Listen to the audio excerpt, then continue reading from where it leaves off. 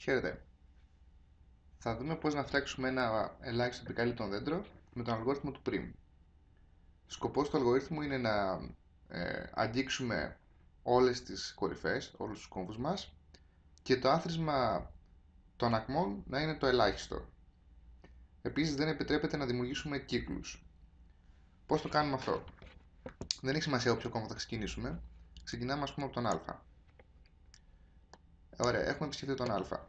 Τώρα διαλέγουμε ποια ακμή που θα μας πάει σε έναν νέο κόμβο που δεν έχουμε επισκεφθεί έχει το μικρότερο κόστος.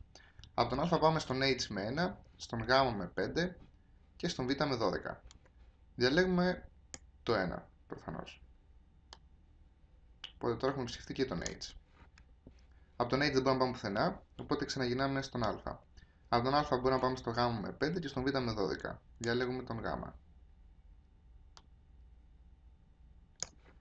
Από τον H δεν πάμε πουθενά, οπότε ελέγχουμε Α και Γ. Ο Α πάει στον Β με 12, ο Γ πάει στον Δ με 7 και στον Ζ με 6. Πάμε στον Ζ με 6 λοιπόν. Ωραία.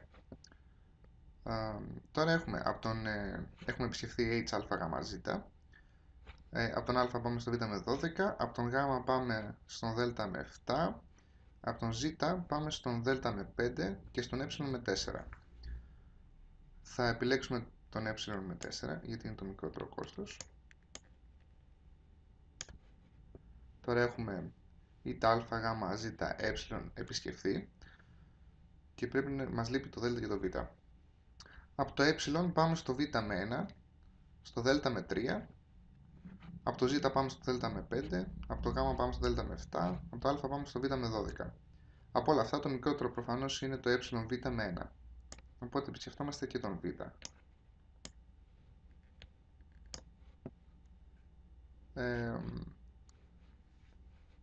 Μας μένει τώρα να επισκεφθούμε τον Δ. Από τον Γ πάμε στο Δ με 7. Από τον Ζ πάμε στο Δ με 5. Από τον Ε πάμε στο Δ με 3. Από τον Β πάμε στον Δ με 8. Επιλέγουμε τον Ε στο Δ με 3.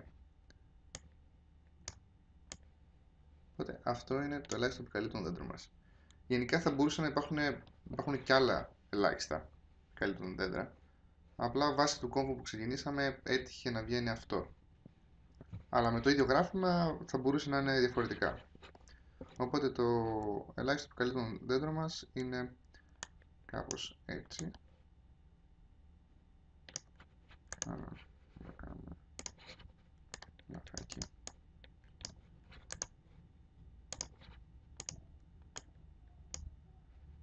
Αυτός είναι ο H.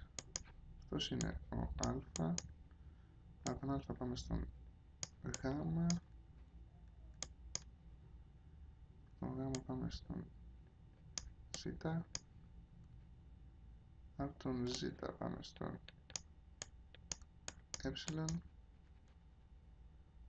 Και από τον Ε πάμε στον Δ. Και επίσης πάμε στον Β. Κάπως έτσι είναι λοιπόν το minimum spanning tree μας ή αλλιώς ελάχιστο επικαλύπτο δέντρο.